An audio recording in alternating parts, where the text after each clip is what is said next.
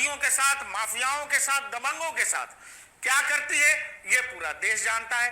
और जैसे ही ये घटना हुई, विधायक साहब गायब हो गए, बेटा पत्नी गिरफ्तार हो गए और लगातार पुलिस विधायक साहब को ढूंढ रही थी। विधायक साहब जानते हैं कि यूपी पुलिस के हत्थे चढ़े तो कहानी तो वही है जो सब जगह अखबारों में छप जाता है। अगले दिन लोग लंगड़ा के चलते हैं।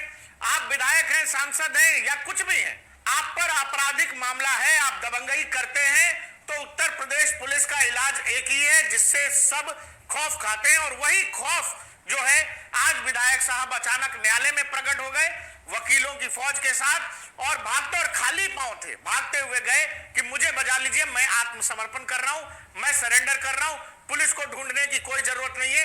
एक तरह से विधायक जी को यही वाला रास्ता लगा कि बच सकते हैं। समाजवादी पार्टी पर पुराने समय से ऐसा आरोप लगता रहा है कि जब भी समाजवादी पार्टी मजबूत हुई है राजनीतिक तौर पर, समाजवादी पार्टी के दौर में अपराधी बढ़े हैं, आपराधिक गतिविधियां बढ़ी हैं और लगातार समाजवादी पार्टी पर इस बात का आरोप लगता है कि समाजवादी पार्टी अपराध को बढ़ावा देती है। और इससे लोग जोड़कर देखते हैं कि वो चाहे मुलायम सिंह का वो बयान हो, लड़के हैं, गलती हो जाती है।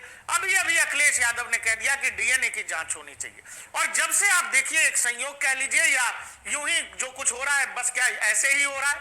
जब से उत्तर प्रदेश में समाजवादी पार्टी मजबूत हुई है, अयोध्या में मोहित समाजवादी पार्टी का नेता, कन्नौज में नवाब सिंह और फिर एक और समाजवादी पार्टी का विधायक जिसके घर में एक नाबालिग बच्ची को नौकरानी के तौर पर रखा जाता है और आरोप यह है कि उसको इतना प्रताड़ित किया जाता है और इस तरह से मानसिक उत्पीड़न किया जाता है कि वो बच्ची सुसाइड का रास्ता अपना लेती है। और इस बात की गवाही एक और नाबालिग बच्ची जो उस घर में नौकरी कर रही थी वो मजिस्ट्रेट के सामने गवाही देती है।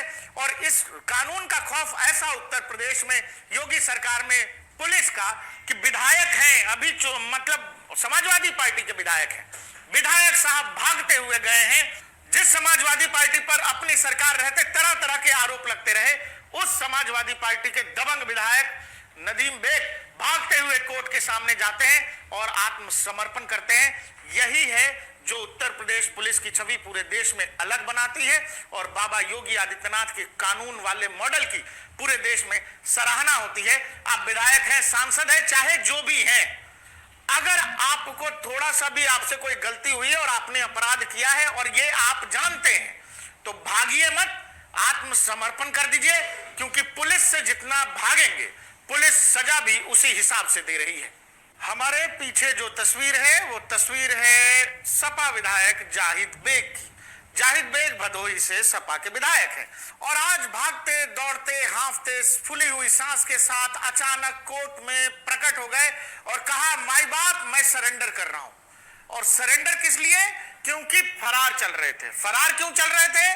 क्योंकि इनके घर में एक नाबालिग बच्ची ने सुसाइड कर लिया था और इन पर आरोप इस बात के लगे थे कि इन्होंने उस नाबालिग बच्ची को एक तो अपने यहाँ नौकरी दी, नौकरानी के तौर पर रखा, कामवाली के तौर पर रखा, तो बाल श्रम अपराध, इसके अलावा 3-4 और आरोप है कि एक तरह से मानसिक प्रताड़ना भी उस बच्ची को दी जा रही थी।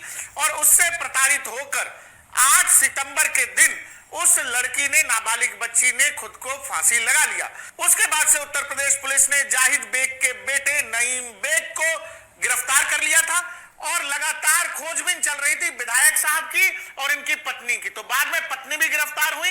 विधायक साहब फरार चल रहे थे लंबे समय से, पिछले 10-12 दिन से लगातार पुलिस खोज रही थी। अब इस केस में जो असल पेच है वो समझिए, केवल एक बच्ची नहीं थी उस घर में जो ये विधायक साहब अपने यहाँ नौकरानी के तौर पे रखे हुए थे। एक बच्ची वो जिसको प्रताड़ित किया गया ऐसा आरोप है, वो बच्ची सुसाइड कर लेती है। जब पुलिस मौका वारदात पर पहुंचती है तो वहां से एक और नाबालिग बच्ची बरामद करती है और वो नाबालिग बच्ची मजिस्ट्रेट को ये बताती है, जाहिद बेग की पत्नी, इनके बेटे, इस पूरे परिवार पर आरोप ये है कि उस बच्ची को लगातार प्रताड़ित किया जा रहा था, मानसिक रूप से लगातार प्रताड़ना की जा रही थी। वो लड़की अपनी नौकरी छोड़ना चाहती थी।